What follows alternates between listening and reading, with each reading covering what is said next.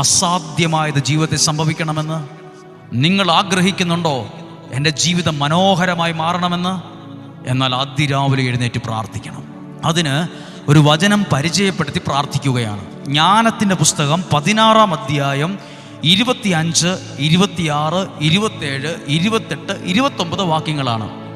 ഈ വചനം വായിക്കുമ്പോൾ നമ്മളൊരു പ്രധാനപ്പെട്ട കാര്യമാണ് പറയാൻ ഉദ്ദേശിക്കുന്നത്. അതുകൊണ്ടാണ് അല്പം ആമുഖം കൂടിപ്പോയത്.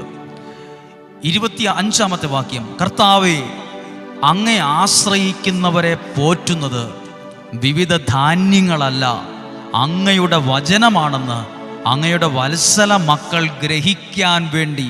ഒന്നും കൂടെ കേട്ടെ. ആ കർത്താവെ, അങ്ങയെ ആശ്രയിക്കുന്നവരെ പോറ്റുന്നത് വിവിധ ധാന്യവിളകളല്ല, പിന്നെയോ അങ്ങയുടെ വചനങ്ങളാണെന്ന് അങ്ങയുടെ വത്സല മക്കൾ ഗ്രഹിക്കാൻ